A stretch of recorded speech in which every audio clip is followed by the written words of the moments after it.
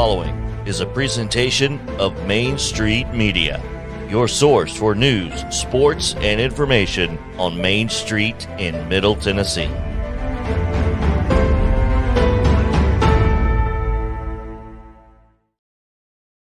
Sounds like 30 years of the best sports talk in Middle Tennessee, featuring Tennessee Radio Hall of Famer George Plaster, Tennessee Sports Hall of Fame coach Watson Brown, and Young Guns Billy Derrick and Michael Sindrick. And now, here's your host, George Plaster.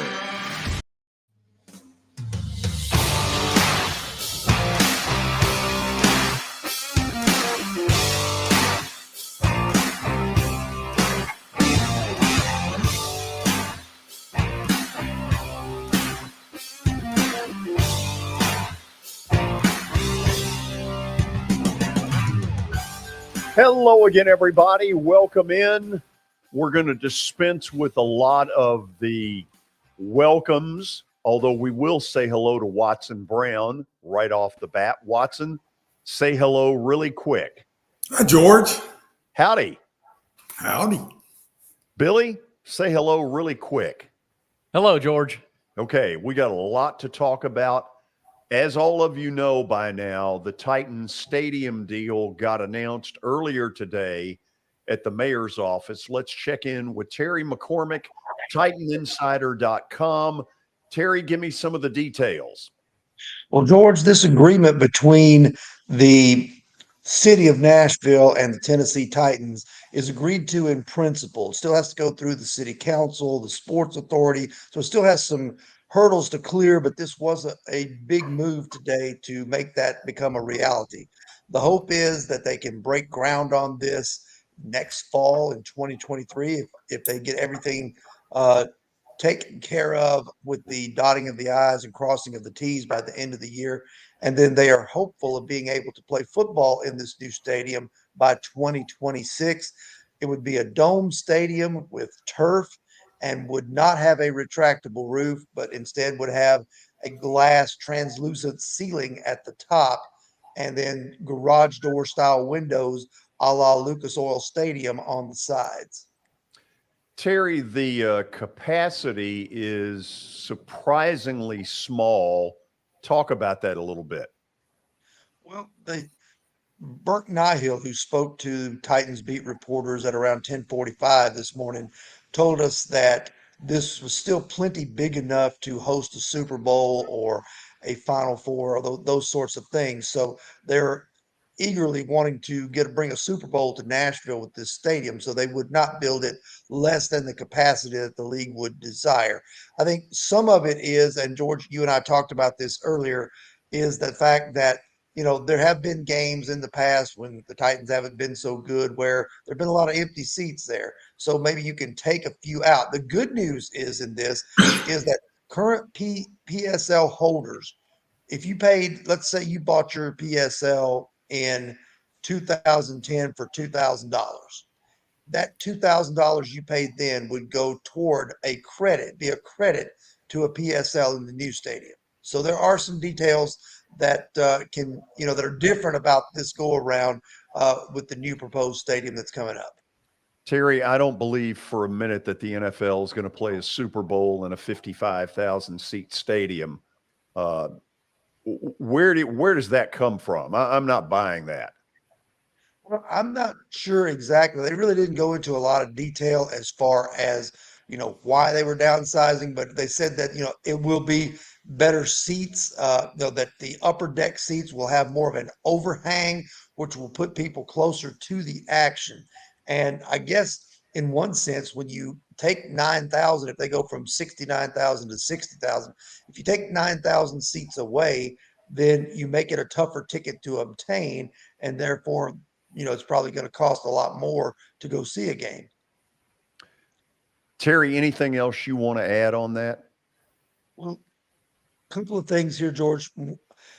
One, the city will be, if they go through with this process and pay for it as planned, the taxpayers of Davidson County will be off the hook, not only for paying for the new stadium, because they will use money from the state. They will use money from the Titans and the NFL.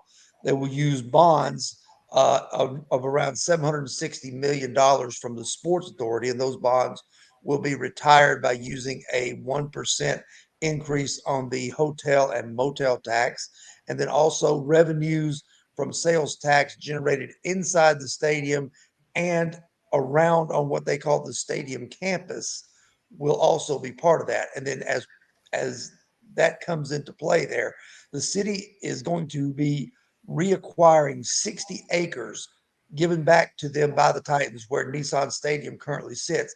That's going to be turned into a park slash grove type Ole Miss area, and it probably will also have some retail and some other things there as well to try and upgrade, a la the Battery there where your Atlanta Braves reside, George. Yes, the former world champions.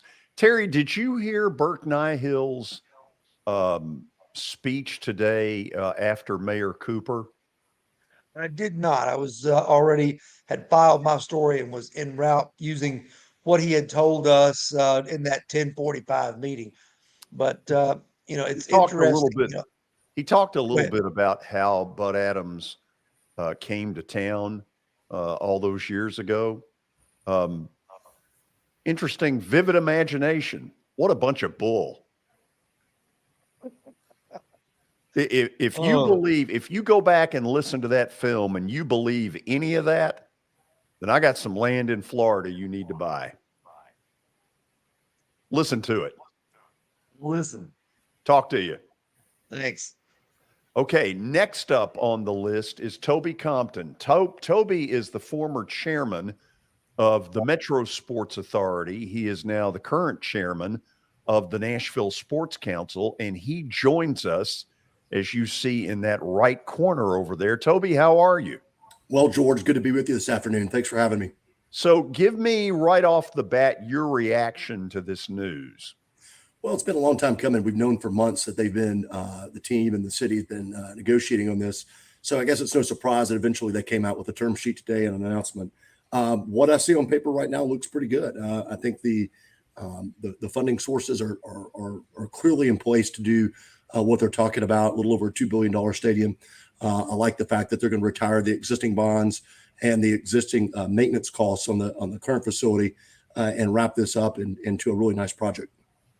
Toby, kind of run through, because you're old hat at this, some of the checkpoints that have to go between now and us walking in and going, wow, look at this beautiful new place.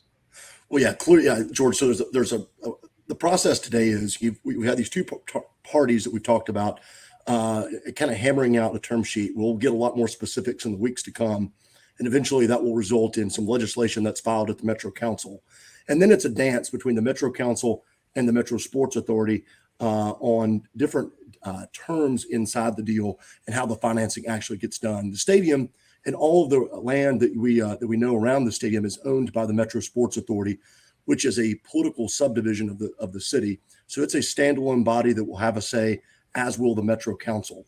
Obviously, the revenue bonds will be issued by the Metro Sports Authority at a date in the near future. But this dance that goes back and forth between the council and the Sports Authority, best case scenario without special meetings, it's about a 2.5 to 3 month process. So we're going to get a lot more. There's a lot more time to come here as we get towards the back part of the year that they're going to have to work on this. Okay, speculate for me, and then I'm going to turn it to Watson here in a minute.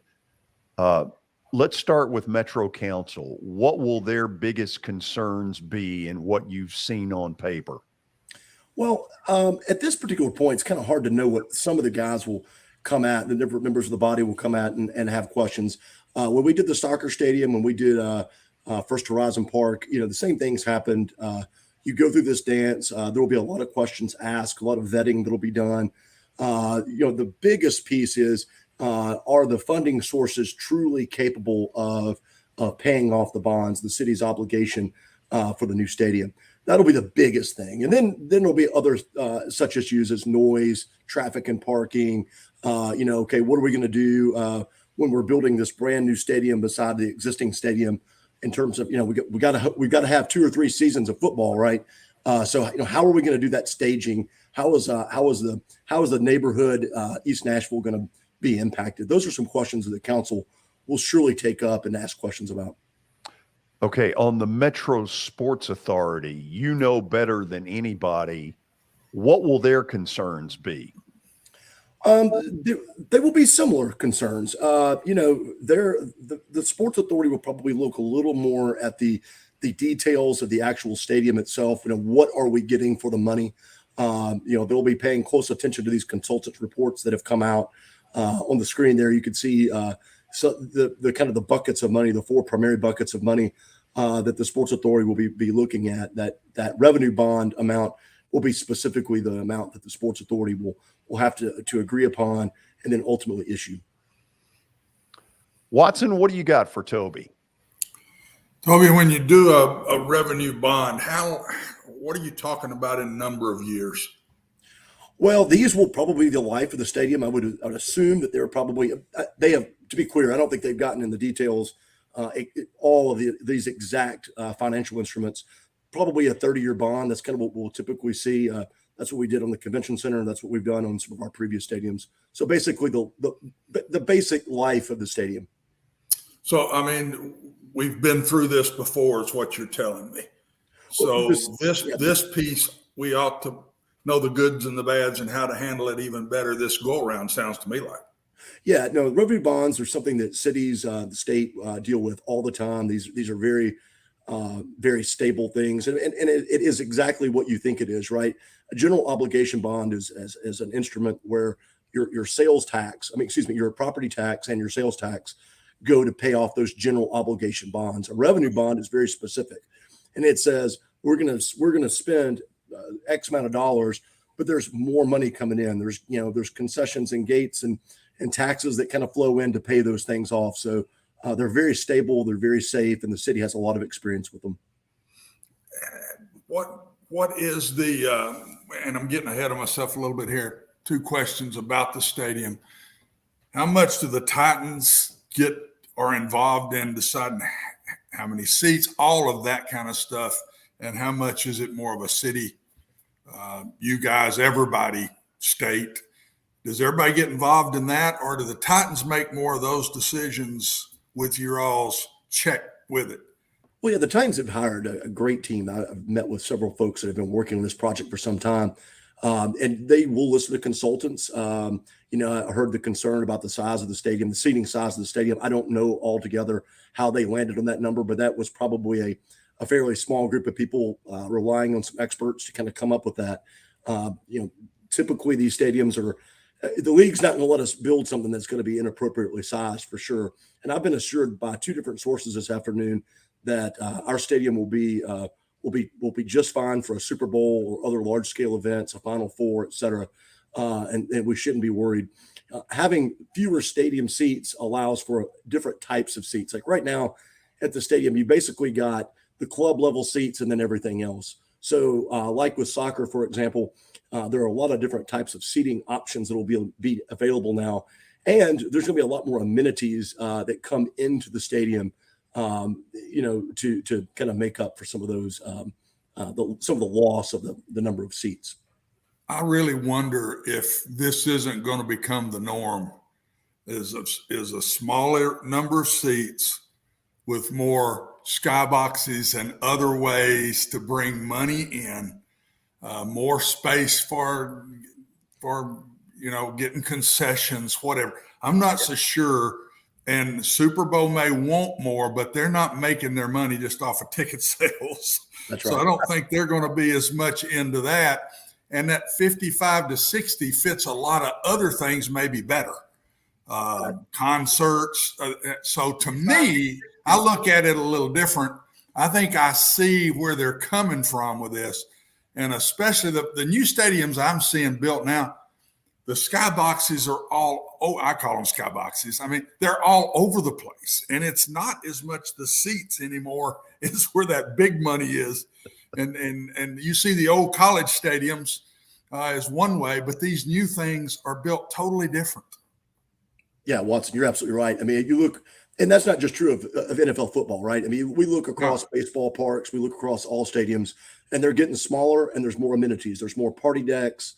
There's more community space areas. There's more lounges that you can buy into, because that's where, once I buy my ticket, I'm in the stadium and I'm captive, right?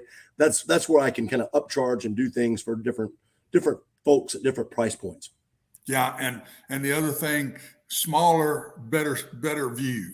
And so you get fewer bad seats. And I think that's something else they're all thinking about. My last thing back to you, George, is what do you think the date of moving in and playing is? Is it still what it was, or is it going to back it up? What would you say will be that date? Well, they've indicated that the 26th season that they would want to be in by then. So they're going to have to, obviously we do this political dance. We kind of get the financing lined up. They will be still clearly working on, engineering and architectural renderings and those sorts of things over the course of the next year. If they do indeed kind of break ground next fall, it could happen depending upon what it looks like. This particular stadium we have now with so much preformed concrete, they poured concrete. You guys will remember for days and weeks on end. And it'll be interesting what kind of materials and what kind of products they put in there to kind of speed that up. Yeah. Toby, first of all, on short notice, thank you for taking the time. You were the perfect person to have on to talk about this. So many thanks to you. Of course, George. Anytime for you and Watson. Toby Compton, he's the former chairman of the Metro Sports Authority. He talked about the dance, and he's right. There will be a little bit of a dance coming up. And after the break, Councilman Freddie O'Connell, who is running for mayor in Nashville in 2023, will join us to give us a little bit of what is this fight going to be like. Then, after Freddie O'Connell, we'll get into Tennessee's big win over Alabama. For all the hype, even the hype couldn't live up to the fact it was one of the instant classics, and you knew it while you were watching it. This is Main Street Media Television. So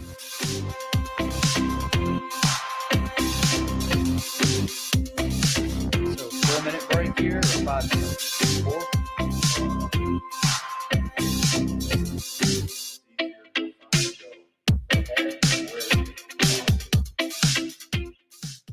Buying or selling a home can be a very personal experience. Why not go with the team that receives nearly all of their business from referrals? Clearly a trusted name in real estate. The Justin Tucker team with Platinum Realty Partners has sold more than 500 homes in the last 7 years. Voted best in Sumner County multiple times. Proven to be trusted with your most personal assets. Call the Justin Tucker team with Platinum Realty Partners at 615-906-8458. The Justin Tucker team with Platinum Realty Partners, Middle Tennessee's most trusted team in realty.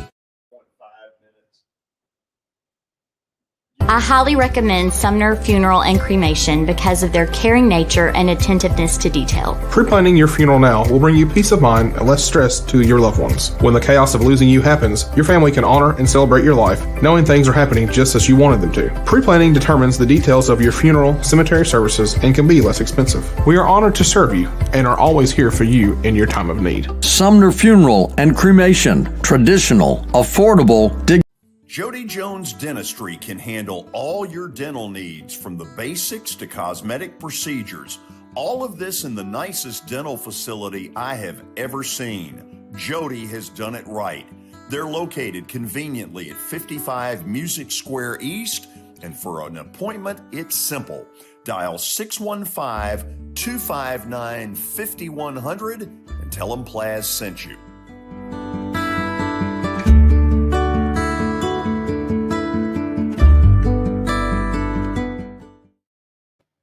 When you're thinking about golf, consider Riverside Golf Links. Under new ownership, the course has improved dramatically.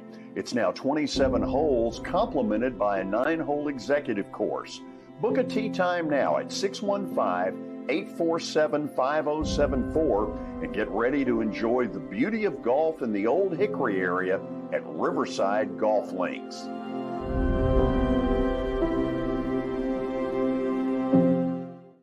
We'll get to you here after the break.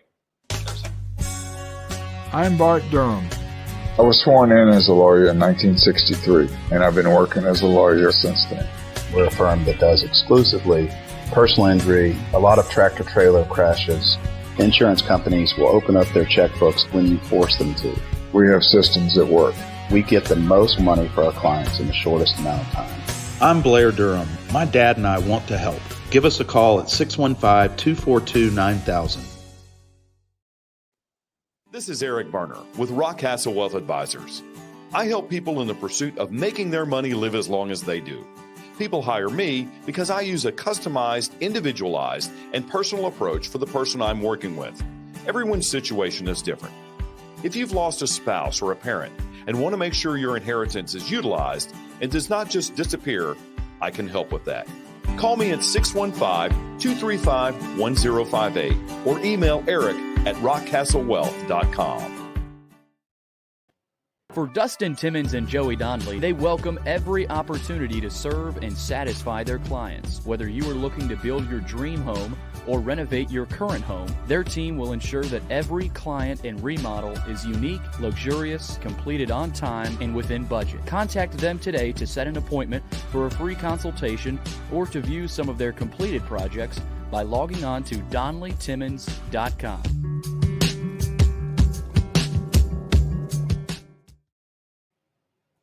At WellSkin Dermatology and Aesthetics, we pride ourselves in providing access, innovation, and a patient experience second to none. Access to care and treatment when you need it. Innovation with medical-led cosmetics and various on-site technologies for full-service treatments with a customer experience that is calming, casual, and effective. Independently owned, providing medical, surgical, pediatric, and cosmetic dermatology and more. Visit WellSkinMD.com to schedule your appointment today. WellSkin Dermatology and Aesthetics. Access to healthier skin.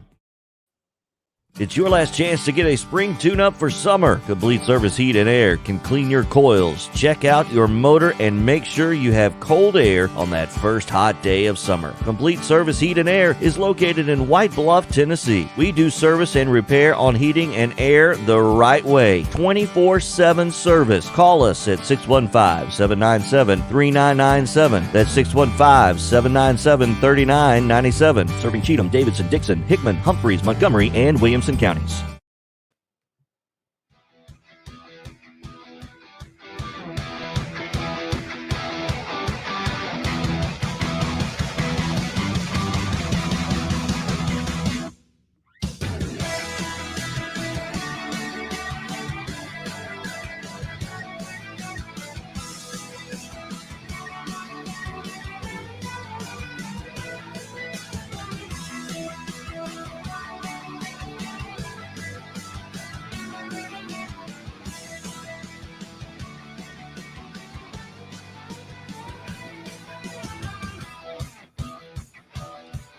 Busy Monday in Nashville, Tennessee. As all of you by now probably know, Mayor Cooper announcing what we have suspected for a while, and that is the city and the Titans have a deal on a proposed stadium. A lot of this now going to the Metro Council here in the coming weeks. With that in mind, Freddie O'Connell is a councilman in the 19th District, which I believe is the Germantown area. He is also a mayoral candidate for 2023 when election time comes, and he joins us by phone. Freddie, thank you for taking the time to be with us. Glad to be here, George. Thanks so much for having me. Before we go anywhere, where do you stand on this? Are you in favor of it or against it? Well, I mean, I'll say this. As a Titans fan, it's too soon to say. The deal just dropped. I looked through the press release and the live stream, and we just don't have the numbers yet, right? In fact, I talked to our finance person in the Metro Council office and had just some very basic questions about the deal, and they have not released them yet, right? So I will say this. I am the part of it that gives me maybe the greatest pause is something we learned from the Sycamore Institute a few months ago, which is that this would amount to the greatest public expenditure on an NFL stadium in the entire country. And so now we've got to get down to evaluating the quality of the deal and say, hey, on a cost benefit basis, is this really something that is not just good for the Titans, but fundamentally good for the city? Freddie, as you can imagine, I'm going to be one of those people who is for this, But if I was a Metro councilman, and luckily for you, I'm not, but I also have more knowledge about this than most of you all do. The Titans have forced Nashville's hand. This stadium was filthy 10 years ago. They were not a good steward of our money. And I have acknowledged that publicly on the air numerous times. What will you all attempt to do to see to it that they keep the place clean? Well, and that's, I mean, I think you hit on one of the biggest issues, right? Is historically there's been this bizarre kind of tug from those terms of the original lease where Metro's obligated to fund some portion of this, but yeah, I mean, the Titans organization has kind of had the wherewithal to go in there and be the stewards of the stadium. And so we've got to make sure that as we go forward and potentially transition to effectively a renegotiated lease, which is really what this is, that we ensure that the upkeep is there and that there is some long-term mechanism for saying, hey, now it's on you, or whatever party winds up being responsible for that maintenance, that we go ahead and do it. And that's, I mean, I guess that's where it's still a little bit of a head scratcher to me to say, a stadium that cost, half of what the original conversation I had with the Titans just as recently as January, to say, hey, we think we're about to come forward with a proposal for $600 million in upgrades. And it's like, okay, well, that's kind of convention center sized and makes sense given, to your point about the state of the stadium right now, and then how we got to a figure that's triple that and 6x the original construction cost. I mean, there's still some interesting numbers being batted about, but I mean, we are going to have to ask that question and get a good answer to how we expect if the proposed timeline says this stadium could be ready by as soon as 2026, then yeah, I mean, how do we prevent another 20-year disaster from unfolding? Can you see a scenario where the Metro Council doesn't approve? I'll say this. Having been elected in 2015, just on the precipice of a whole bunch of things in politics that I couldn't have predicted, from the local all the way up to the national, I have lost my personal weather vane for knowing what is to come, right? I mean, we have been through so many things that you plan for some unexpected occurrences when you kind of step foot into public life in any way, but there have been so many things in the past 7 years that I have not been able to predict. That I think this is probably only going to require, well, it depends on how they bring it forward, but there's a strong possibility that any given part of this would only require 20 or 21 votes. And so, you go back to soccer, where I would argue that the terms of the soccer deal were far less stringent and frankly far better for taxpayers than what has been put forward for this deal.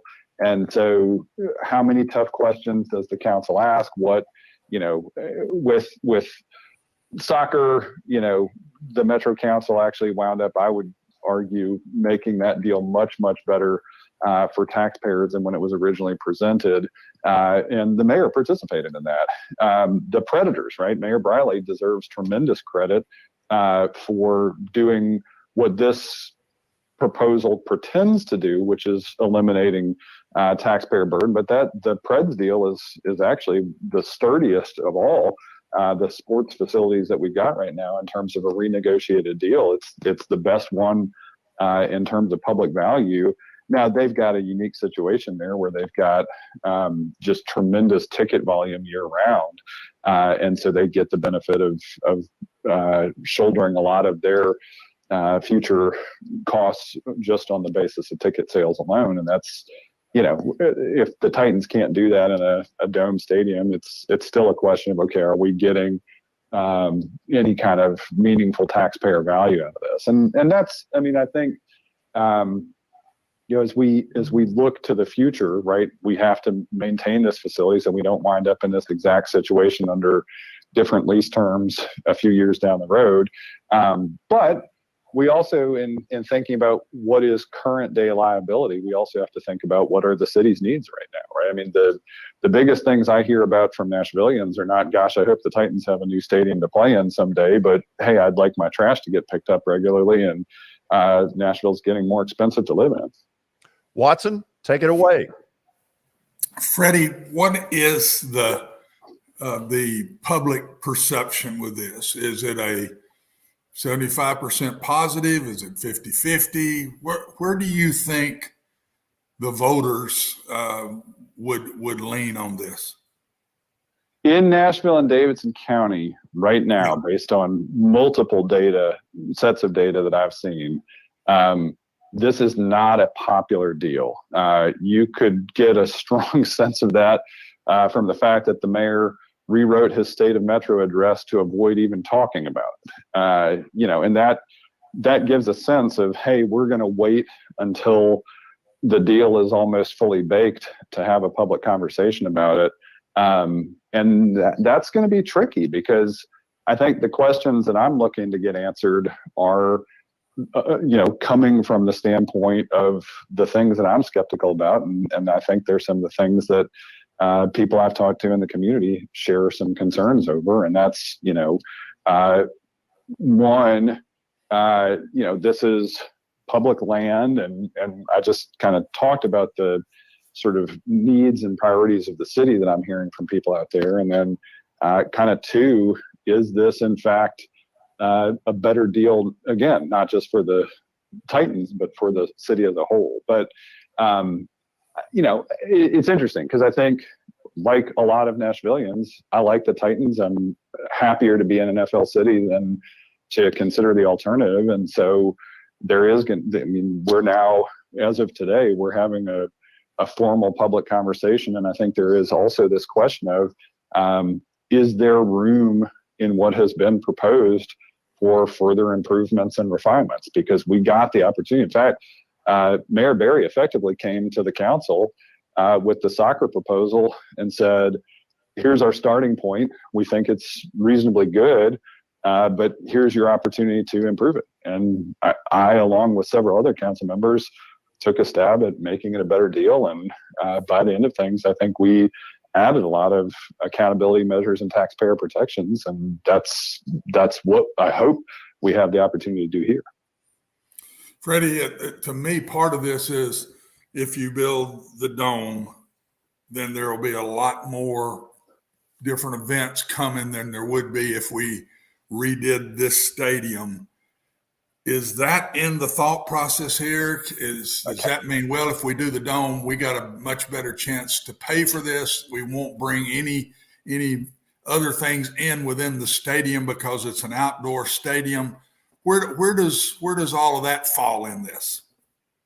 So this is a really interesting question, because I've actually had a surprisingly hard time understanding from, right, because this now gets into, hey, this is a public facility, right? And it's sort of like the Predators in Bridgestone, or, Nashville SC and Geodis. And I haven't gotten as clear an indication from the Titans whether or not they prefer a dome stadium as a team, or does the league prefer that Nashville as a city where there is a franchise located? Is it better overall from a sports standpoint? One thing that's been fascinating to me is, from a fan experience standpoint, I've been surprised by the number of people I've talked to that say they prefer watching football in an open air stadium. That was not something I necessarily expected when this conversation kind of began in earnest, back at the start of the year. What's been interesting is that the governor's proposal of $500 million that the state would contribute to the public expenditure part of this to get to that number of $2.2 billion is pretty much contingent upon building a dome stadium. And so it's obvious that the state is looking with interest at that, because I think, the state obviously gets a tremendous amount of benefit from Nashville being a successful piece of Tennessee's overall destination economy.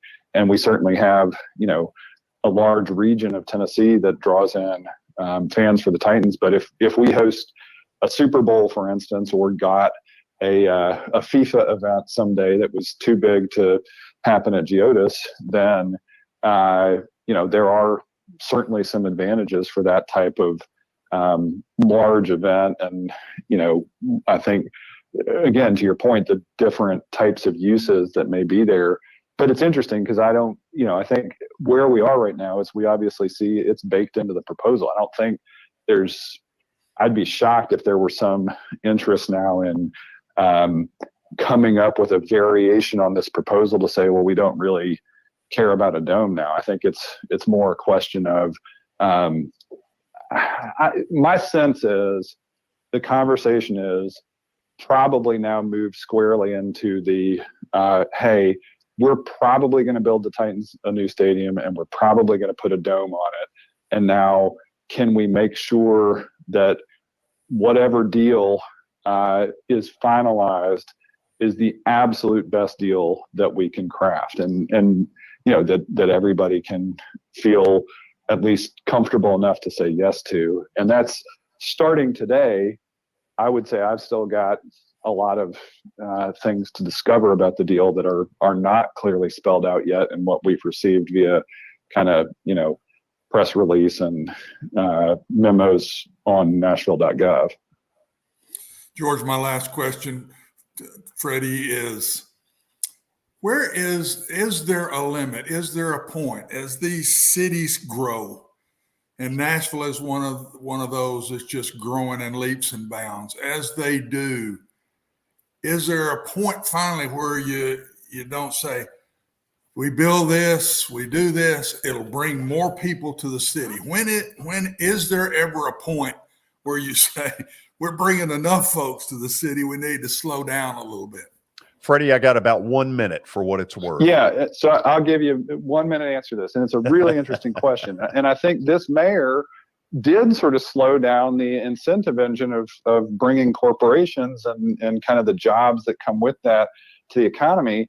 And I'm fascinated because almost every other city in America has actually at least tapped the brakes on the amount of public expenditure they're putting into stadiums. If you look at the other parks and stadiums around the country right now, most other American cities are not putting in nearly the amount of public expenditure we're putting into this stadium. So it's a great question. I don't know if there's a hard and fast answer to it, but my sense in talking to Nashvillians is that they are interested in having the priorities of the city from a cost of living and affordability standpoint, from a moving around the city and traffic standpoint, and from just a core city services standpoint, looking for improvements in those areas. And so we'll have to continue that conversation.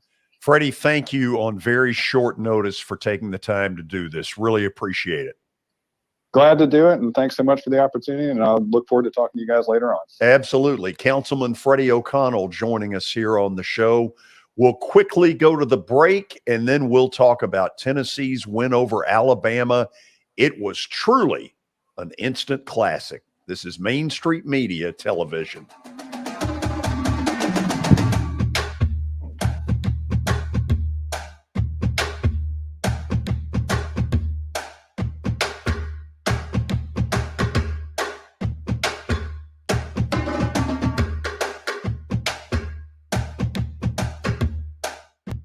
Have you heard about the high levels of radon in Middle Tennessee? Radon gas is the second leading cause of lung cancer, second only to smoking, and has no color, no taste, and no smell. The only way to know if you have radon is to test for it. Duret Radon Mitigation offers testing for small and large-scale residential and commercial properties, plus mitigation services. Visit DuretRadonMitigation.com to request testing or get a free estimate for mitigation. That's DuretRadonMitigation.com.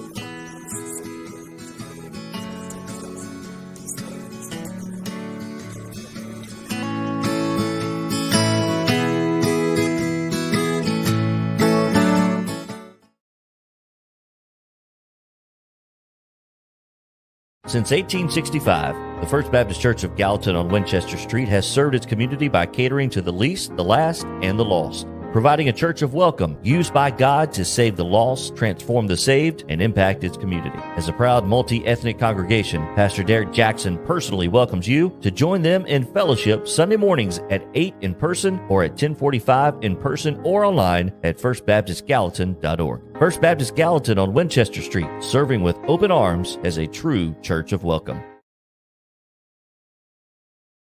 This is attorney Bart Durham, and this is me.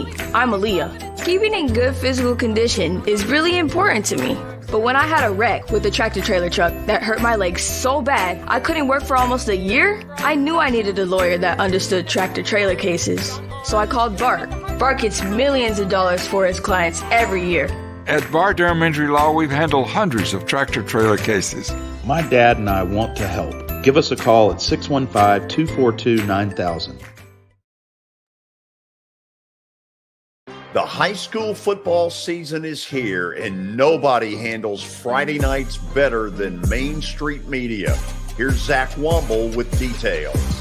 That's the name of the game here at Main Street Media and Main Street Preps. Is, we've been doing this for a long time now, and I think you hit on it. We've got an army of reporters across all of Middle Tennessee. I think there's about 130 schools in the Middle Tennessee area, and we try to cover all of them. We cover about 11, 12 counties at this point.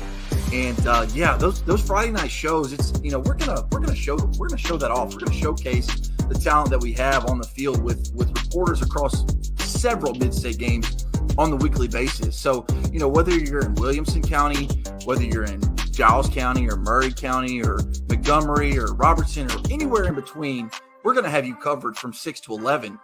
Friday Night Live is presented by the Tennessee Highway Safety Office, where fans don't let fans drive drunk.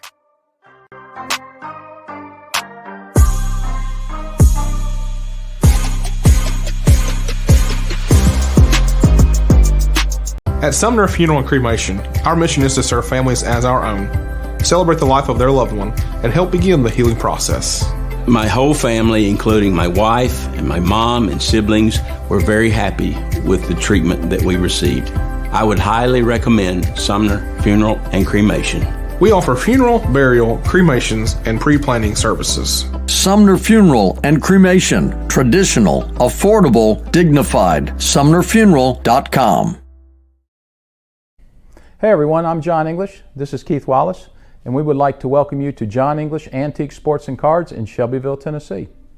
We specialize in graded and ungraded sports and non-sports cards, vintage wax boxes, and unopened cases. We have a large selection of PSA graded cards. We also specialize in old sports collectibles, baseball, football, basketball, golf, and tennis. You can find it all at John English Antique Sports and Cards. We are happy to be associated with Nashville's greatest sports antique, George Plaster.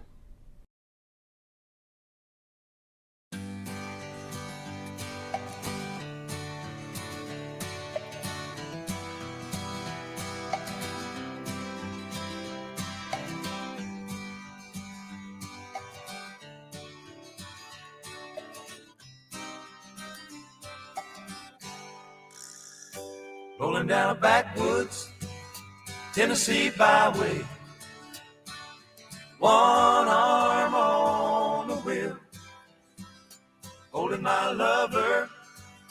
I heard that in Neyland Stadium Saturday night after the win over Alabama.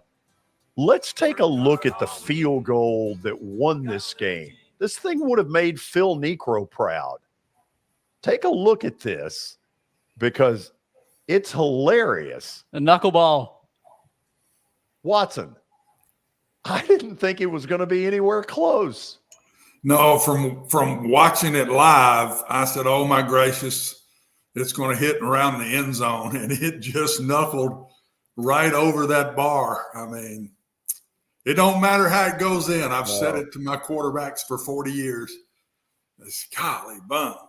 That's an awful looking ball. That thing doesn't spiral lick. I said, I don't give a dang what it does as long as my guy catches it.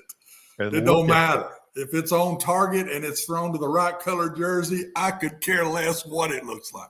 Well, that was that kick. Yeah. And of course, that kid goes down in history now for the rest of his life. So. And the SEC gets its $100,000, which, not that it's any of my business, but I hope they spend that money on some charities that could really benefit and use the help. Watson, let's take a look at some of your points around this game. We're going to do it exactly the way we would do it with a Titans game, and just call it University of Tennessee analysis. Pennington Distilling will be thrilled to be a part of this. Item number one, this doesn't get said very often. You think that Josh Heupel outcoached Nick Saban? Josh Heupel's staff way outcoached Nick Saban's staff in the game, George. I thought from the start of the game that Josh was much more aggressive in play calling. He created the one-on-ones, which his style of offense does. That makes you walk out and play man-to-man. He found a mismatch and for the big plays and went to it. And we're going to this will lead to another piece later down the road. But defensively is where I really thought Tennessee outcoached them.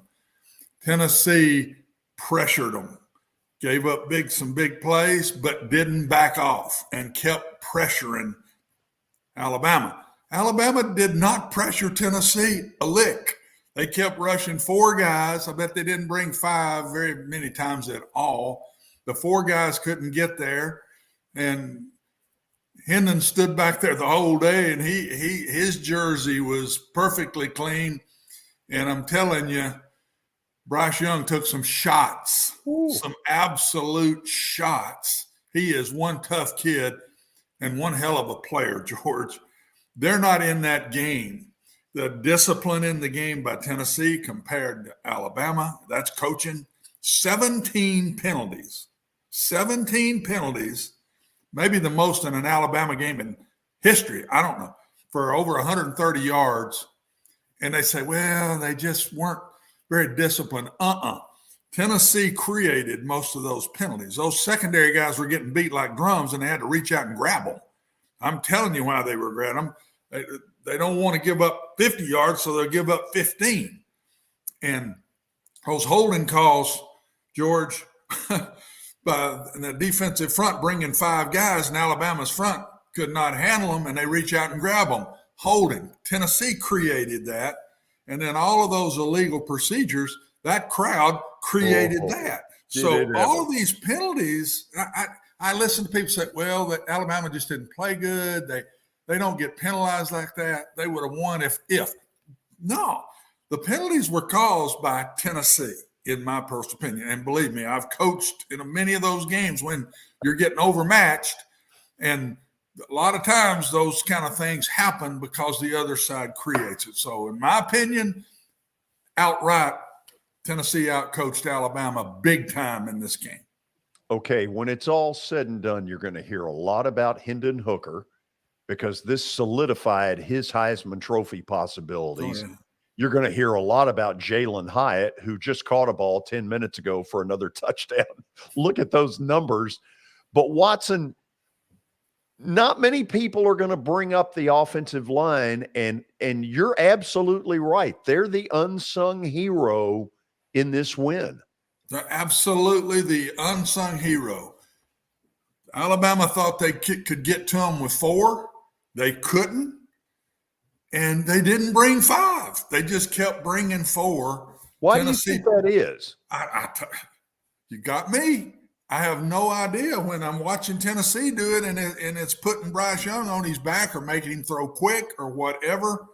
But I'm telling you, George, that was the offensive line. They ran the ball well in the game, not just great, but well.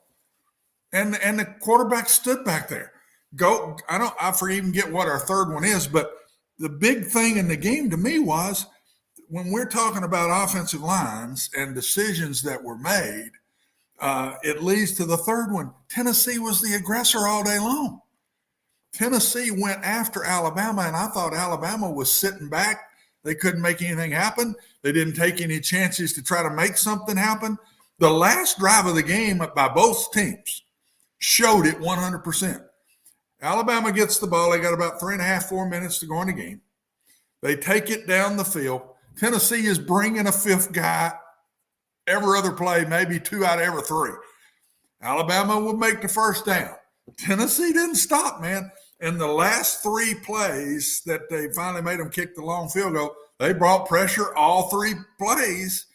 And the last play of the game for Alabama offensively, the rush, they had a guy open, wide open, couldn't get the ball off. He could not. He had to throw it quick, incomplete pass, 50-yard field goal. Why in the world Alabama doesn't run the ball right there? Run the ball, make Tennessee use their 2 timeouts that they've got. At least now Alabama gets to end the game. But they throw it all 3 downs with pressure right in their face, and they did not run it 1 time in 3 downs. Tennessee still got 2 timeouts left. To me, that was a big coaching error in the game. But Alabama, Tennessee brought pressure. So now Tennessee gets the ball. What does Alabama do? Rushes 4 and backs everybody up, and the quarterback threw 2 20-yard passes. You bring 5 guys, it'd be hard to throw one that far. They backed off and let Tennessee get in not just field goal range, chip shot range.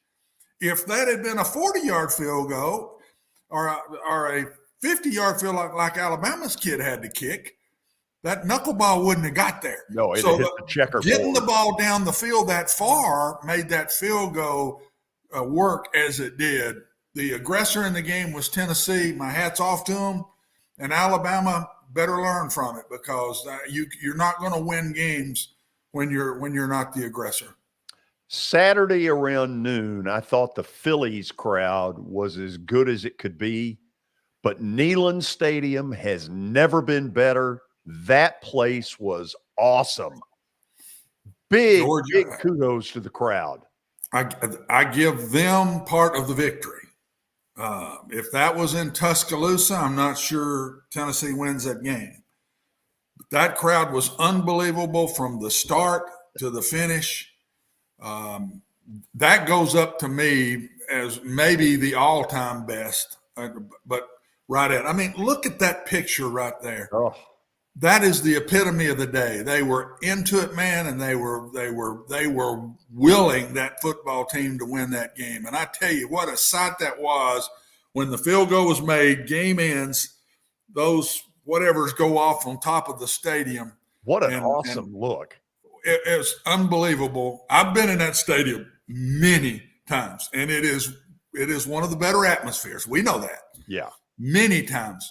I've never seen it like that.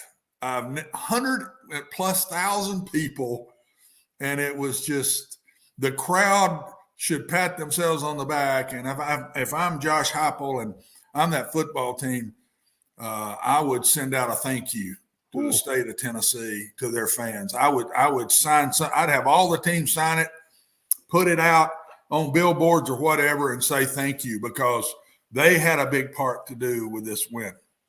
Just the years of frustration. That's gosh. I mean, especially since it was Alabama, you felt it in that crowd. It was unbelievable. Very seldom does a game live up to the hype. But this one not only lived up to it, it surpassed it. I cannot wait to see what the television numbers are for this game, because I have a feeling they are humongous. I know we got to go ahead, Watson. It'd have to be, George. That game was lived up to its hype from the first play to the end, opening kickoff till the last play of the game. What a great game to watch! Incredible stuff. I hope we see him again. That matchup.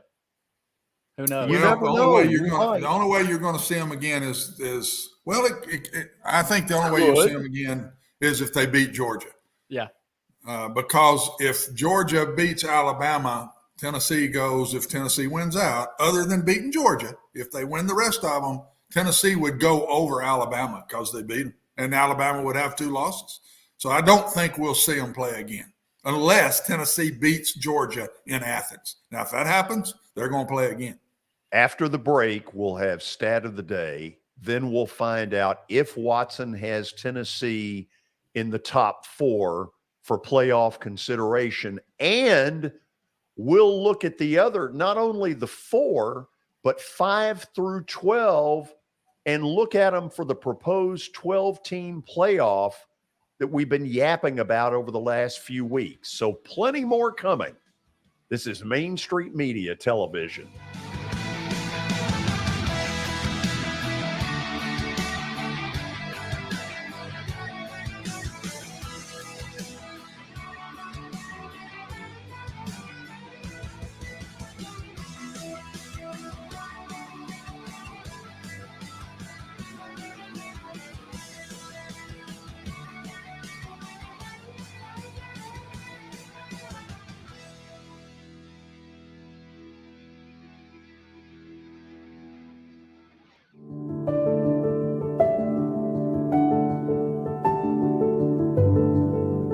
Welcome to the Omni Nashville Hotel. Urban elegance with a vintage touch. Our 800-room hotel opened up in the fall of 2013 with 746 guest rooms and 54 suites.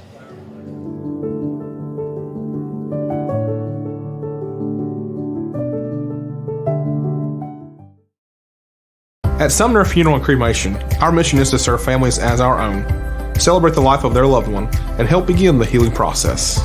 My whole family, including my wife and my mom and siblings, were very happy with the treatment that we received. I would highly recommend Sumner Funeral and Cremation. We offer funeral, burial, cremations, and pre-planning services. Sumner Funeral and Cremation. Traditional, affordable, dignified. SumnerFuneral.com. This is Eric Berner with Rockcastle Wealth Advisors. I help people in the pursuit of making their money live as long as they do. People hire me because I use a customized, individualized, personal approach for the person I'm working with. Everyone's situation is different. One area I can help with is if you are newly or nearly retired, or maybe have changed jobs and have an old 401k account. You may need more information to help you clearly understand your options. Call me at 615-235-1058 or email eric@rockcastlewealth.com. This is attorney Bart Durham, and this is me. I'm Aaliyah. Keeping in good physical condition is really important to me. But when I had a wreck with a tractor-trailer truck that hurt my legs so bad I couldn't work for almost a year, I knew I needed a lawyer that understood tractor-trailer cases. So I called Bart. Bart gets millions of dollars for his clients every year. At Bart Durham Injury Law, we've handled hundreds of tractor-trailer cases. My dad and I want to help. Give us a call at 615-242-9000. Serving Williamson and surrounding counties, Bone and Joint Institute of Tennessee offers comprehensive orthopedic care with 16 subspecialized physicians. Our practice provides high-tech care with a hometown touch. We offer physician clinics, physical and occupational therapy, advanced imaging, and surgical services, including interventional procedures. Call us at 615-791-2630. We're Bone and Joint Institute of Tennessee. High-tech care with a hometown touch.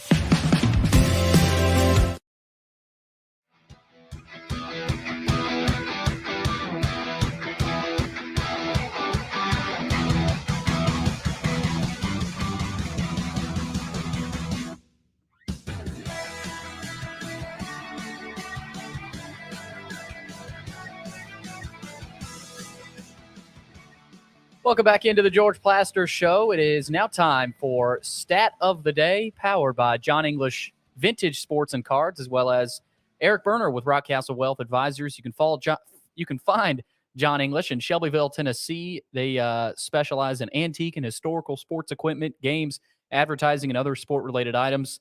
They're open Tuesdays through Fridays from noon to 5 o'clock and Saturdays from 10 a.m. to 5.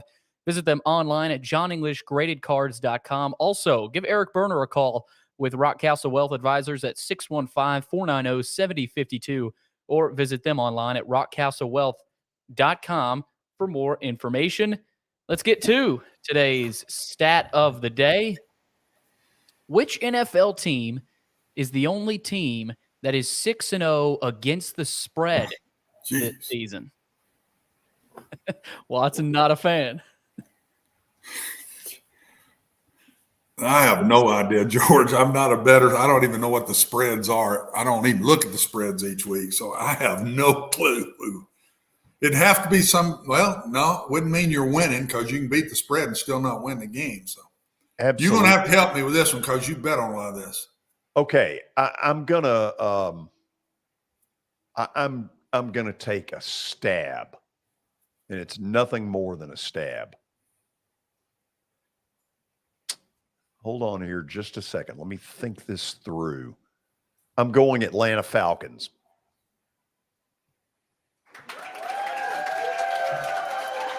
Wow. Good job, George. I couldn't have told you if that was a good pick or not. To tell you the truth, I don't know. Watson. Good job. What made you think Atlanta Falcons? Because they're 3-3. I feel like I saw it somewhere. They won yesterday big against San Fran. Yeah. San Fran basically, Watson, I heard they wanted you to be a cornerback. They played without 7 of their starters. Yeah, it shows you what happens. It's still a player's game. We talked coaching earlier in the game. It's earlier in the show here. It's still a player's game. How about Marcus Mariota? I mean, yesterday, they said it was within one day of when he got benched that he played like he did yesterday for the Falcons. My hat's off to him. I love this kid. He's not a kid anymore. Was when I played him back a few years back, but I just love him. He's first class. I don't know of a better team guy than anybody than Marcus Mariota. The way he handled it when he got benched here, I'm telling you, I've been pulling for him, and I'm glad to see good things happening to him. One of the guys coaching him is Dave Ragone, who I got to know pretty well when he was with the Titans. Dave Ragone was a great quarterback at Louisville. And Watson, I would claim he was Tim Tebow before Tebow. I played against him, George. Coached against him in Conference USA. He was a good player. He was a really good player. Very good player.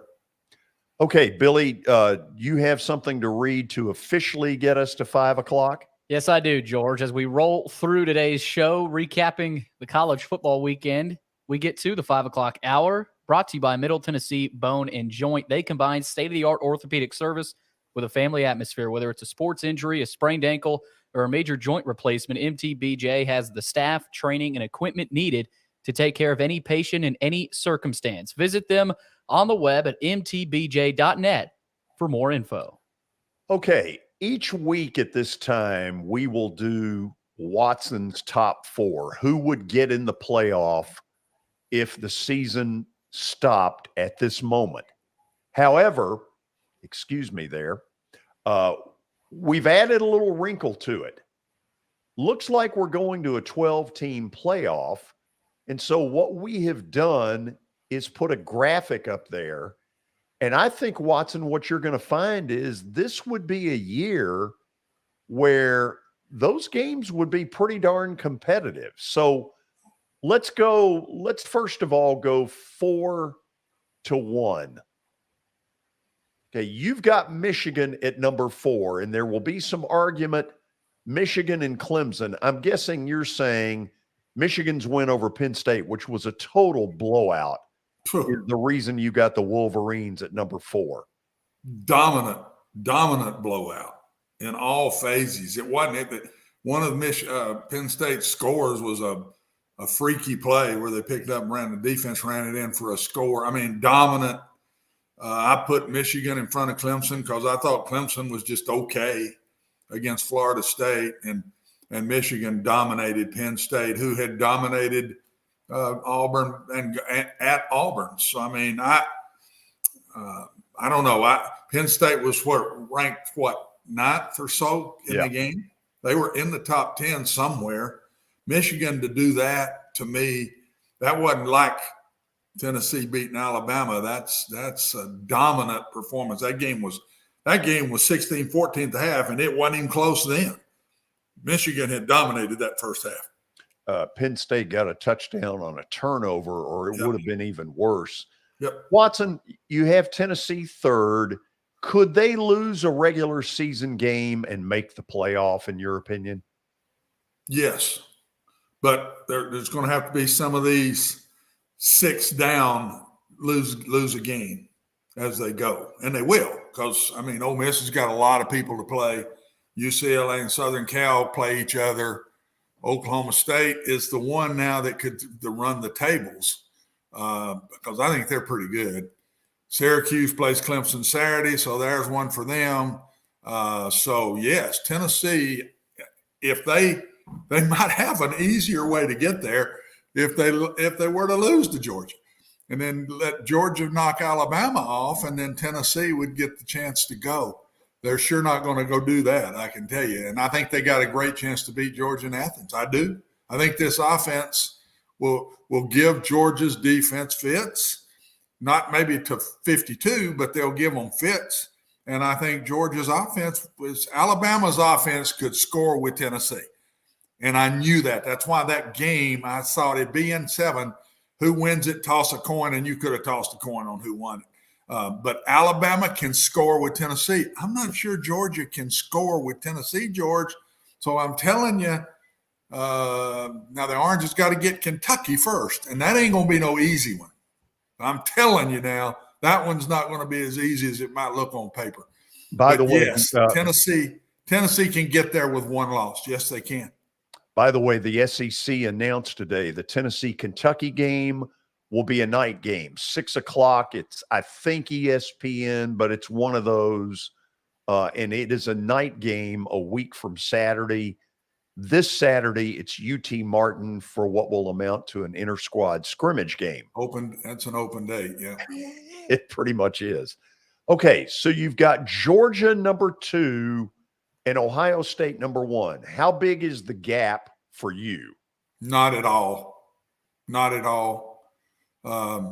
Georgia's got to play Tennessee, and if they beat Tennessee, then they're going to have to play Alabama. Alabama's going to win the other side. I don't see how they don't. The only team over there I think that could beat them is Ole Miss, and I don't think Ole Miss throws it well enough to beat them, George. I just don't think they do. But not a drops difference in Ohio State and Georgia. We know Ohio State and Michigan are going to have a loss between them. And we know that Georgia and Tennessee are going to have a loss between them, George. So this thing right now, there's no telling where it's going to end up. So Watson's 4 are Ohio State, Georgia, Tennessee, and Michigan. Now, we're going to take this a little bit farther because the college football playoff system is going to change down the road where the first 4 would get a bye. 5 would play 12, 6 would get 11, 7 versus 10, and 8 goes up against 9. So in Watson Brown's world, let's just see who those are. You're 5 versus 12, and I believe I'm right that the better seed plays host in these games. That's what I've read. Now, that's, of course, not etched in stone yet, but I know the first rounds were supposed to be at the higher seed stadium. So if it stays that way, yeah. Oklahoma State at Clemson. I would pick Clemson because it's a home game for Clemson. 6-11. But that's a good game, George. A 12-5 now, that's supposed to be the bad games. That will be one heck of a game to watch if you're watching 2 teams play. And I'm telling you, I say Clemson today, but I'm not sure. I mean, Oklahoma State is not as scared to go on the road and go play you. So I'm not sure I'd bet the house on that one, and that's a 5-12. You've got as your 6 versus 11 at the moment, Alabama, which we expect to move up soon in an iconic brand game. Bama USC in Tuscaloosa. You think that wouldn't be highly watched, George? I think it would. I think we're sitting here and telling everybody, showing everybody this 12-team playoff thing is legit, and it could be special. It could be very special by the time we get to it. Now, TCU Syracuse is a 7-10 of 2 teams that nobody dreamed would get there, but here it is right now. Yeah, and some would have I've seen the AP coaches poll had this reversed. They had Ole Miss in front of TCU. I've just been impressed with TCU. That comeback win Saturday now was a heck of a win. I just think TCU can do run and throw, has much more balance right now than Ole Miss has. That's why I put them there in front of Ole Miss. But a lot of people have that reversed, George. So in our little fantasy world here, Ole Miss is an 8, would get UCLA as a 9. Another great game. Mad scientist offense guys, Lane Kiffin, Chip Kelly. What a matchup. Oh, man. I just said what a game that is. Every one of these, the one of the 4, you go TCU, Syracuse don't just excite you. But Ole Miss, UCLA, Clemson, Oklahoma State, Alabama, Southern Cal, my gracious. Those are great games, and I always said when this first came out, well, these first-round games won't be any good. Boy, I have to take that back because I was one of the ones that said it. Yeah. And now that I'm sitting here looking at this, that would be one great weekend right there now. Yeah. Okay, Watson, we're going to get to studs and duds, which I kind of enjoy. Okay, how can Tennessee not be at the top of the list of studs? Man, what they got done Saturday, studly. Well, and all year, they had a pressurized game going to Pitt. There were a lot of people that wondered if they could win that. They won it. They had a pressurized game at home with Florida. They ain't beat them in a while. They won it. They had to go to LSU, who evidently is better than we thought, because LSU goes down and wins at Florida. And then the game Saturday with all eyes in the country watching them, we can't keep – they have to be put in the stud department. I would agree with that one 100%. Number 2, fear the khakis. Fear the khakis. I'm with you. Man. I think behind the woodshed. I'm telling you, I believe this is the most physical team in the country right now. Wow. I think Michigan is the most physical football team in the country right now. Now, are they good enough throwing the ball when it gets to those better teams? That is my question mark.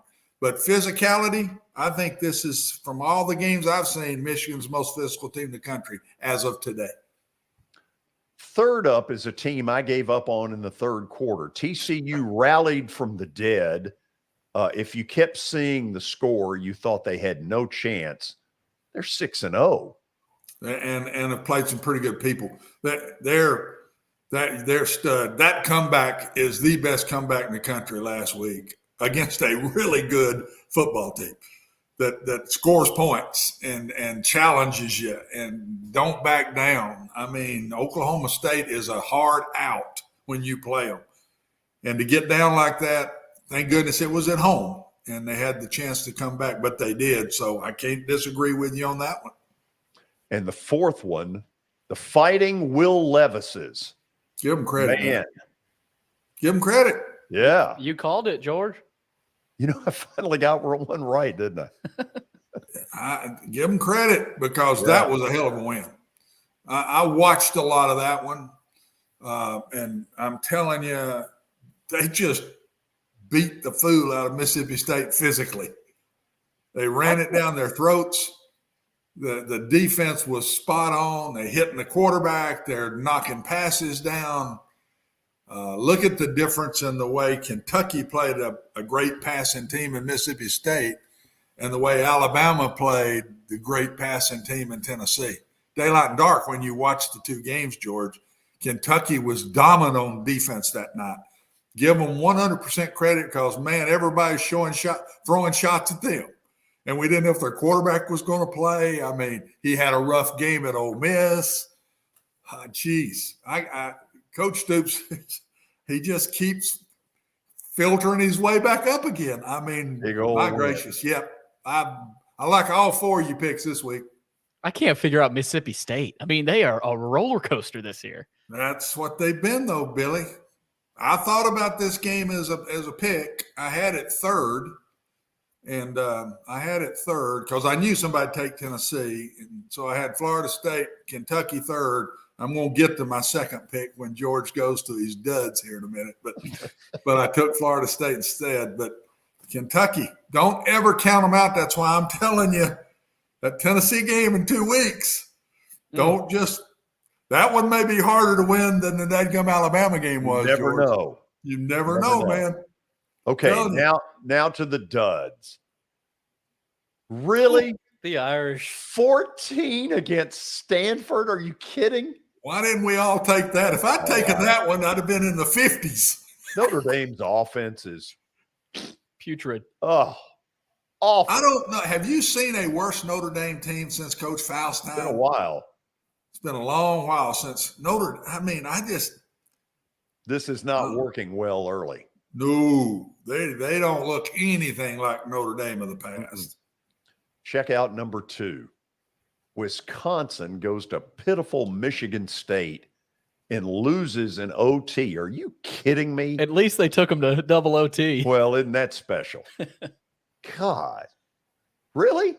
I don't know about Leonard and his chances. That didn't help him at all. No. Okay, now here's the one Watson really wants to get to. I didn't even know that game happened. I checked ESPN when George. That was one of my picks, and I backed off of it. I thought Hawaii would upset Nevada. Well, first of all, it was in Hawaii. It was on Sunday. The game was on a Sunday for some reason. No, it was at midnight. Was it midnight? And we just saw the score on Sunday? I don't know. That's exactly what it is. First of all, it was Sunday here anyway. If you stayed up to watch this. Oh, no, I didn't.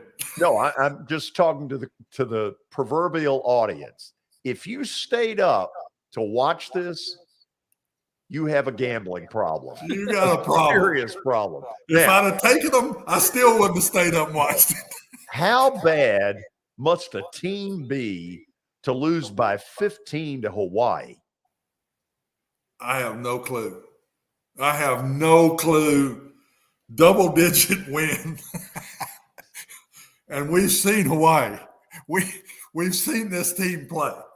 We watched 3 quarters against Vanderbilt, and I told you that might be the worst Division I team that I've ever seen. And now there's another one right with them. And speaking of Vandy, they have given up 162 points in the last 3 weeks. Now, admittedly, pretty tough competition. Alabama, Ole Miss, Georgia. But Watson, Saturday, I saw no emotional anything. They just put a stamp on it and mailed it. It was bad. They got beat bad. God bless them. That's what I tried to say when you said the other day, where do you think they are? And I painted a pretty poor picture. I mean, I still think they got a long way to go. And really for Vanderbilt, this coming game is a big one. They're going to Missouri. It's a winnable game. And this is a big week for Vanderbilt, in my personal opinion. Don't they go to Missouri this week? I think I'm right. Yep. I think they got Missouri, and Missouri had a week off. But still, this one is a shot for them, and we'd like to see them come back and play at least like they did in the first half of the Ole Miss game. Okay, we'll go to the break, and then we'll get into a little more college football talk. There's a lot out there today, man, oh man. So get ready. This is Main Street Media Television.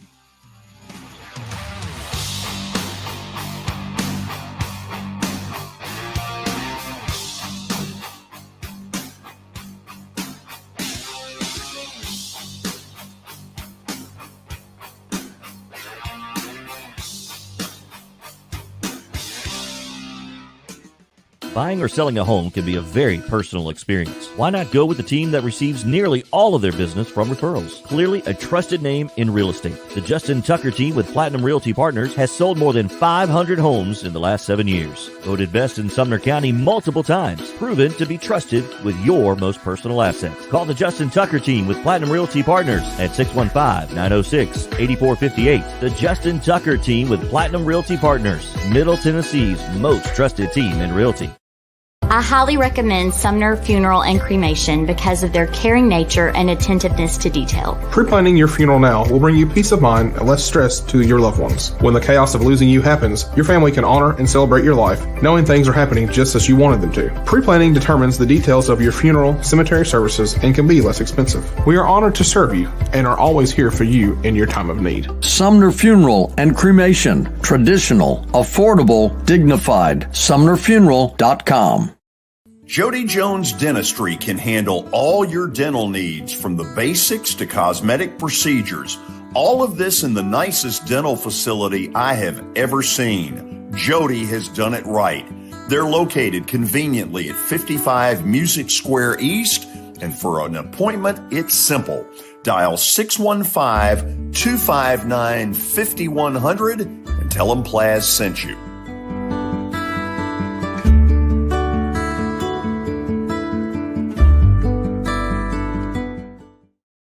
When you're thinking about golf, consider Riverside Golf Links. Under new ownership, the course has improved dramatically. It's now 27 holes, complemented by a 9-hole executive course. Book a tee time now at 615-847-5074 and get ready to enjoy the beauty of golf in the Old Hickory area at Riverside Golf Links.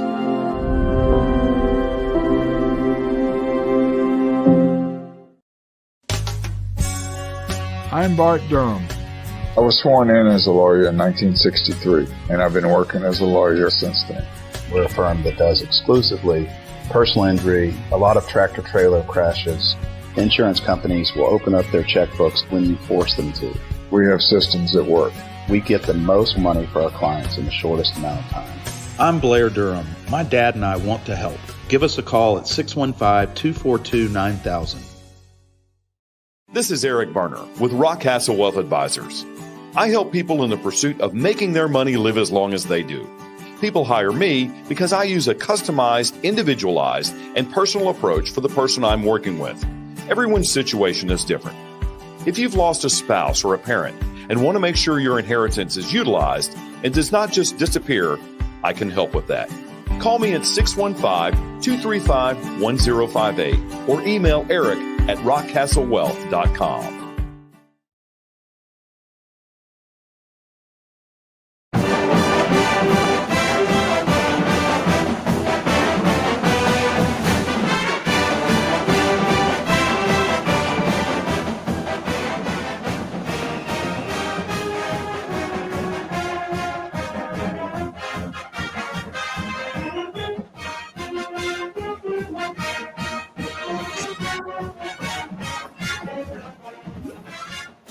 How many times do you think that got played Saturday?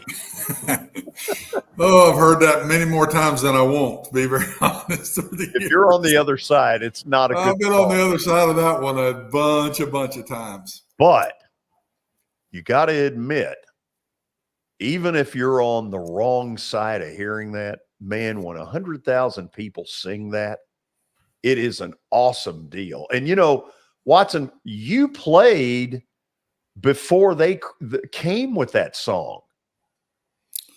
I don't remember. Yeah, the truth. it was I know not I coached until against that song many times, but I don't remember when I played. So I only played against them once, and that was my sophomore year. I didn't get to play the junior and senior year. But Billy, look that up if you can. When was the first time they trotted out Rocky Top?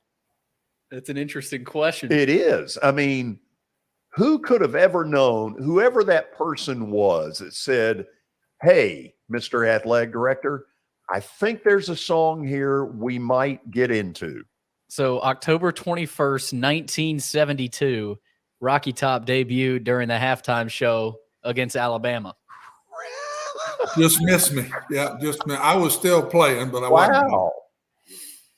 I knew I'd been listening to it for a long time, George, a long time. And it just bangs in your head at night, trying to go to sleep, whatever. I mean,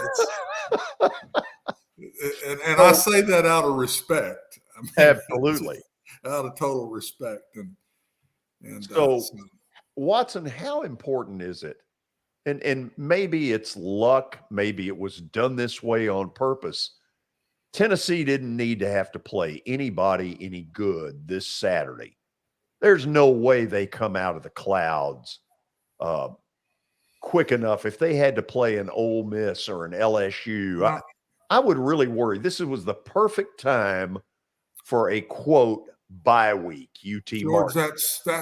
there's somebody knows what they're doing when they made the schedule like it is. They know what they're doing, and to put it right between that and Kentucky was perfect. And I give the AD, whoever, coach, whoever set that schedule, they couldn't ask for a better situation other than an open date. And honestly, when you're hot like this, you don't want an open date. You want to keep playing. And that's what I've said for years. You've heard me say it 1,000 times. When I was in the SEC as an assistant twice and a head coach, it wasn't playing LSU. It was playing Alabama, then Ole Miss, then Georgia. It was the grind. Vanderbilt just went through the grind. They played Alabama, then they played Ole Miss, then they played Georgia, and it'll just catch up with you. It's tough. That's the part about the SEC that's different. There's no conference, none. And I'll argue it with anybody because I've been in most all of them except the Big Ten and I guess Pac-10, Pac-12 now. But the SEC top to bottom, week in, week out, each game, it is tougher nails. And when you get into it, man, you just better cinch up. And I'm talking about the good teams got to do it the same way. Not just the poor teams, but the good teams got to cinch up and go. Is the Heisman Trophy down to Hendon Hooker, Bryce Young, C.J. Stroud? I can't think of anybody else I'd put there right now. I'm trying to go quick here, and who might sneak in there because they're having such a good year. That's got to be. I mean, I don't see it getting past one of those three. Somebody else may get invited to New York, but one of those three are going to win it, in my opinion. And all of them still got tough games to go now. Alabama's probably got the easiest stretch at this point, in my opinion. I don't see anybody else on the west side that can get them if they stay healthy and keep Bryce Young healthy. But Georgia, Tennessee, Ohio State, everybody has got a tough road. Alabama's got the easiest road now to get to the championship game because Auburn's not any good. Okay. You maybe had to stay up a tad bit late to see this, like 10:30-ish. There was a 2-point conversion that I kind of feel like knocked USC out of national title contention. They got beat at Utah 43-42, which is no disgrace. That is a tough crowd at Utah. But Watson, I think what will go on is that they will never get themselves back into consideration because the Pac-12 is what it is. You buy that? Yeah, and they've only got one really tough game left, and that's UCLA. And so they're not going to have a span of tough games like Michigan's going to have, or they don't have that real top dog to play like Georgia and Tennessee got now. So, yeah, I can. And Michigan's got Ohio State. One-loss people right now are on the outside looking in, but one-loss people need to keep the blinders on and keep playing because there will be a one-loss team in the final four. I'll bet you there will be a one-loss team. I just think there will be a one-loss team in the final four. Maybe it's Alabama beating Georgia or Tennessee. The obvious would be Alabama because they will get in if they only have one loss. And Michigan just keeps winning and were to go to Columbus and lose by 3 or something and play a great game. Clemson, I don't think they could lose one and go because the league is so bad. I don't believe I've seen the ACC this week in a long time, George. And And it's just not. There's not really. Clemson is by far the best team. They beat Wake Forest in a shootout, and Wake Forest can score, but they just can't play very good defense. If it's a one-loss team, it could be. I think it would be Tennessee, Georgia, or Alabama. But a USC, a Michigan, a Clemson, that would be the next level of one losses that might sneak in there. But Alabama now, they're the ones that really got their back to the wall. But I just don't see. Ole Miss is probably the toughest game they got left. And I don't think any of those can beat Alabama if they just play better. Watson, let me ask you this. You got Ohio State, Michigan in the Big Ten, Georgia, Alabama, but also Tennessee in the SEC. Is the SEC, in your mind, more likely to get two teams in the playoff than the Big Ten? Like, is there a scenario you see maybe Ohio State and Michigan with a case to say, hey, we're both good enough to be in by the end of the season? I think a one-loss team don't need to be in that championship game. So Tennessee loses to Georgia, they still got a shot. Georgia loses to Tennessee, they still got a shot. And I think the shot would be Alabama beats Georgia or Tennessee. Then the other one will back in the mix again because whoever wins that SEC championship is going. They're in. If Clemson wins the ACC championship and goes undefeated, they're in.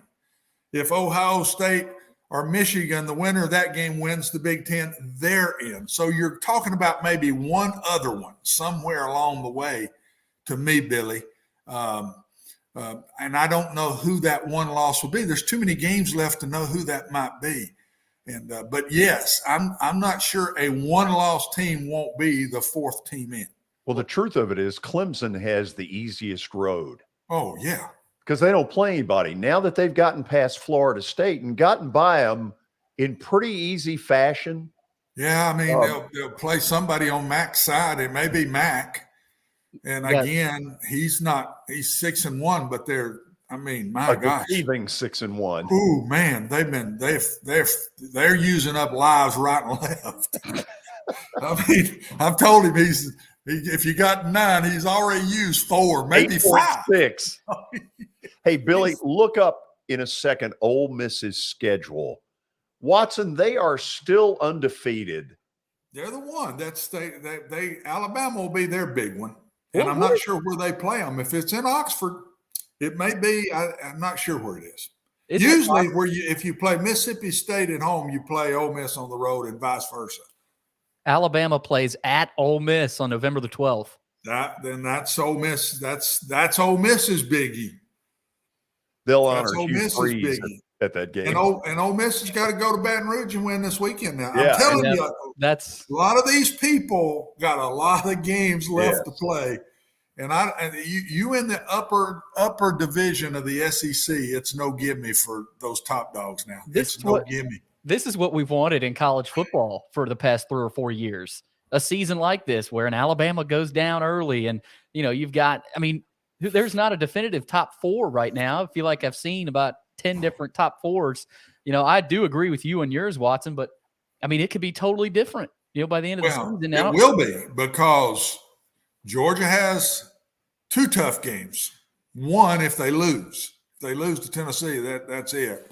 They beat Tennessee, then they got to go beat Alabama in the SEC championship game. Michigan has to go to Columbus and beat Ohio State. Tennessee's got to go to Athens and beat Georgia. And if they do win that one, then they got to beat Alabama again, in my opinion. And that's not easy to do. So that top 4, guys, it's no easy road to hoe. It makes for great weekends of college football. Billy, there was a year in the mid-2000s where a 2-loss LSU won the national title. In the BCS era. And I believe Matt Flynn, was their quarterback. Was he not, Watson? Matt Flynn, would that have been Saban? Was that Saban's year to win it? No, Saban's year to win it was my buddy Matt Mock. Okay, so and they Flynn beat Oklahoma. Would have been after that. Was it after Saban? And I want to say, look up 2006 or 2007. I think a 2-loss LSU, because they got a home game in the national title in New Orleans, beat Ohio State. Why do I remember that? Because I was there. Yeah, they were 12-2 last year under Les Miles, or 2007. It's Les Miles. That's right. It was Yeah. Les Miles. He celebrated by eating grass. I don't think 2-win gets in this year. No way. No. Too many good but teams what out I'm there saying that'll have is it. we have had some crazy – we've had a crazy scenario before. Yeah. I think the Big 12 is the one right now that's pretty much done themselves in unless TCU runs the table. And I just don't think they can do that. I think the Tennessee win really threw a wrench in the Big Ten as well, because now I think that puts more pressure on Ohio State and Michigan to, you take a bad loss to somebody, you're really done now, because even if you do have one loss, if that's to a bad opponent, there's no chance you even have of getting in now. One of those has to be undefeated. Right. One of those is going to have to be undefeated, or you're just throwing them right in the mix, and who knows who they pick to go. But one of them has to be undefeated. Because Ole Miss now, if they beat Alabama, you got to throw them back in the mix too. I mean, it's but that hadn't happened yet. No. Don't count Alabama out because of one reason. Number 9, that kid is one hell of a football player. I mean, he willed his team and nearly pulled it out. And if we're sitting watching it, and that's supposed to be a sore shoulder, you got me. I mean, he's getting hit. They knocked him down. How many times did he get knocked down? Yeah, huh? He got popped a few times. He got the Ryan Tannehill Award. Oh, he got knocked down. That kid is a winner. And don't ever count Alabama out. I'm telling you, because they can't play much worse. They were made to play bad by Tennessee. I'm not saying Alabama wasn't on their game. Tennessee was better and made them play worse. But don't count Alabama out, man. I'm telling you. And they won't have to play in another atmosphere like that all season long. No, so they're probably Oxford happy about is that. a good atmosphere too, but it's not that one. No. Well, let's face it. There are only about 4 or 5 places in the country, Penn State on whiteout night, that can reach what Neyland Stadium did. No, there's not many, and most of them are in the SEC. Yeah, LSU at its very best. Texas A&M, I say it all the time. Yeah. And then they say Columbus. I've been to Ann Arbor, and it's the stadium's built where it goes back. It's a weird. And you don't get the loudness in there to me, even though it's massive. I mean, it is massive place now. Neyland, but it holds about what Tennessee's does. Yeah. Neyland is Tennessee Stadium goes up. It's straight up. And it's that you in that press box. I went up there. You're looking down, aren't you? Warm-ups when we played them when I was at offensive coordinator at Mississippi State. We played them in Knoxville. I went up to the press box and I said, I can't call a game from up here. I'm going back down. I was in the clouds, man. I couldn't catch my breath. I mean, everybody looked like little BBs down there. And I said, I'm going to the sideline. So By the way, I sent a dude up and I came down. CBS had some great shots of It's like that stadium. I'm guessing they're using a drone. Yeah. I don't know that. I'm not an expert at it. They had every shot ready to roll. They had awesome shots. Mm-hmm. Yeah. And the outside, I saw a bunch of videos of people watching it on the video board. Yeah. And it was delayed. The fireworks shot off before they saw the field goal was even made on the video board outside. So there were some crazy shots. By the way, a quick note before we go to the break. If you're watching this live, in theory, in 20 minutes, the Yankees and Cleveland go at it in Game 5 of their American League Championship Series. There's just one problem. They're going to be in a rain delay. Didn't their flight get their plane got stuck, didn't it? It didn't take off at the time it was supposed to. I think I saw that too. I don't know. The Yankees plane, so they might have been late anyway. We'll go to the break at 5:39 and then plaster bet of the day and a recap of a crazy weekend where I thought I had something really special going and it turned out to be okay. Stick around. This is Main Street Media Television.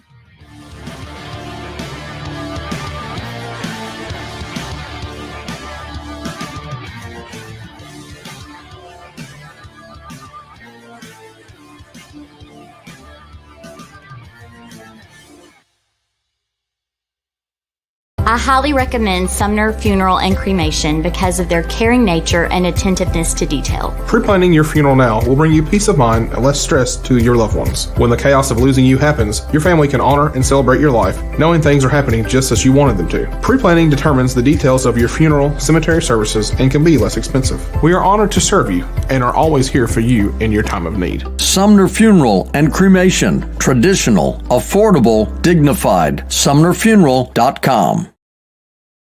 Serving Williamson and surrounding counties, Bone and Joint Institute of Tennessee offers comprehensive orthopedic care with 16 subspecialized physicians. Our practice provides high-tech care with a hometown touch. We offer physician clinics, physical and occupational therapy, advanced imaging, and surgical services, including interventional procedures. Call us at 615-791-2630. We're Bone and Joint Institute of Tennessee. High-tech care with a hometown touch. This is attorney Bart Durham, and this is me. I'm Aaliyah. Keeping in good physical condition is really important to me. But when I had a wreck with a tractor trailer truck that hurt my legs so bad I couldn't work for almost a year, I knew I needed a lawyer that understood tractor trailer cases. So I called Bart. Bart gets millions of dollars for his clients every year. At Bart Durham Injury Law, we've handled hundreds of tractor trailer cases. My dad and I want to help. Give us a call at 615-242-9000. The high school football season is here, and nobody handles Friday nights better than Main Street Media. Here's Zach Womble with details. That's the name of the game here at Main Street Media and Main Street Preps. Is, we've been doing this for a long time now, and I think you hit on it. We've got an army of reporters across all of Middle Tennessee. I think there's about 130 schools in the Middle Tennessee area, and we try to cover all of them. We cover about 11, 12 counties at this point. And those Friday night shows, it's we're gonna show that off. We're gonna showcase the talent that we have on the field with reporters across several mid-state games on the weekly basis. So whether you're in Williamson County, whether you're in Giles County or Murray County or Montgomery or Robertson or anywhere in between, we're gonna have you covered from 6 to 11. Friday Night Live is presented by the Tennessee Highway Safety Office, where fans don't let fans drive drunk.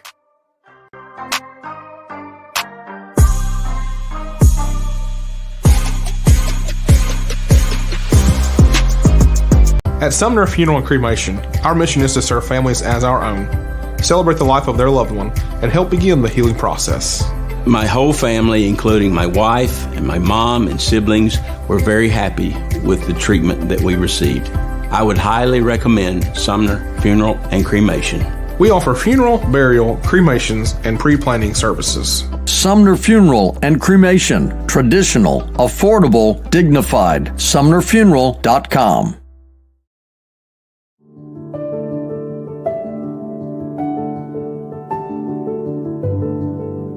Welcome to the Omni Nashville Hotel. Urban elegance with a vintage touch.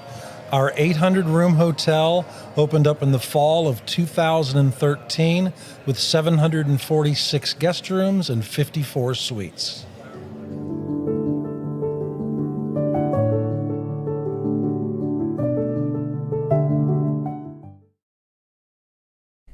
Hey everyone, I'm John English. This is Keith Wallace, and we would like to welcome you to John English Antique Sports and Cards in Shelbyville, Tennessee. We specialize in graded and ungraded sports and non-sports cards, vintage wax boxes, and unopened cases. We have a large selection of PSA graded cards. We also specialize in old sports collectibles, baseball, football, basketball, golf, and tennis. You can find it all at John English Antique Sports and Cards. We are happy to be associated with Nashville's greatest sports antique, George Plaster.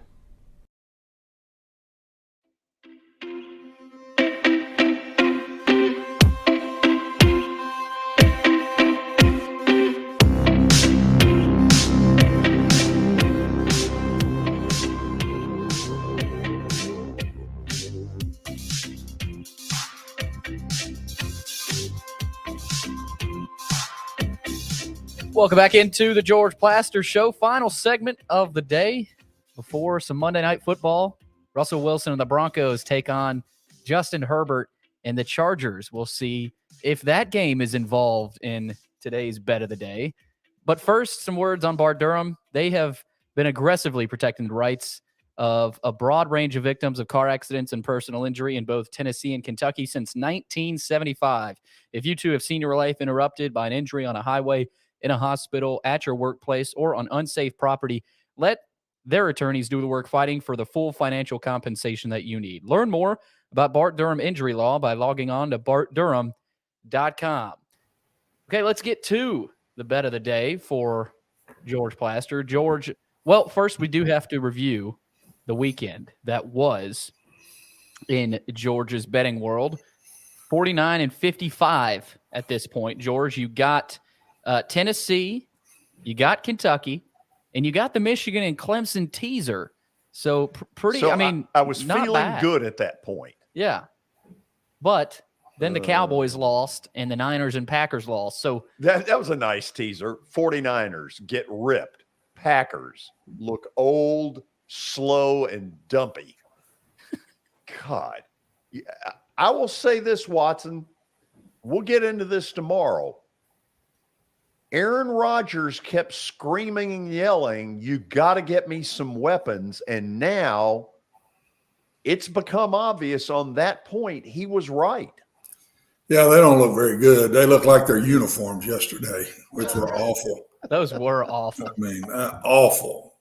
I mean, do away with those things. Is there a single logo on the helmet? No, nothing. It's plain. They could have at least left the G on there, but they need to get rid of those. They played just like the uniforms. I don't know. Something's missing there. And then Aaron takes shots at the coaches after we're too complicated. And it's just – and Green Bay don't look good. They don't look good at all. No, and this is bad headed year. toward a bad divorce. Yep. It sure looks to me at the end of the season. Anyway, it's my way of saying I wanted to go 4-1, 5-0. I settled for 3-2. But tonight we have a winner. And Watson, I've said that about 105 different times here in this little promotion. You know what? Until Denver starts scoring, you got to take the Chargers at home. Yeah. It's not buying Denver This is now. a no-brainer bet. Oh, it is. If you lose this one, Bud, I don't know. You might ought to throw up a white flag because I don't know how you lose this one. I mean, Russell Wilson's not right. He's hurt. He don't even look like the same guy. And I know he's playing with a bad pec or something. So, they're not. The Chargers, unless there's an earthquake on the West Coast, I think they win this one. It's never hard to bet against Nathaniel Hackett. Oh, No, God. he's been a pretty easy bet here lately. Hasn't he? You know, I'd forgotten about that. So we're going to watch that tonight. Yeah, no, you're going to watch it. I'm not even sure I'm watching this one. Well, where the guy upstairs, they give a lot of airtime to, you know, he's making all these goofy decisions, but you don't ever see him at the press conference. That's an easy road to take. I'll make you look like a fool, but you go down and explain it to everybody. What did you say? I got the go-ahead? I got the go-ahead. Yeah. Anyway, we're going with the Chargers. This needs to work, pure and simple. Watson, tomorrow on the show, we got some good stuff. Tony. Bingo. Oh, it'll be wild tomorrow. Oh, man. How late do you think his show went? I don't know if he went to bed on this one. He's may probably just going to eat fall breakfast asleep and- tomorrow. Did he just say ate breakfast and kept going? Did he say he was doing the show from Calhoun's on the Well, river? that was his Friday show. Okay. Friday show. I don't know if he did the post game from there. Because if he did the post game there wasn't a sober person in that place. Oh, man. No. It'll be There's great no stuff doubt. No, tomorrow. he'll be a blast tomorrow. He'll be rolling. He will be rolling. So we'll have some fun with him. No doubt about it. And then we'll get into some pro football stuff as well. The Titans have a big home game Sunday against Indianapolis. Watson, see you tomorrow. See you tomorrow, babe. See Billy? you, Billy. See you, George. See you, Watson. Behave. You've been watching Main Street Media Television.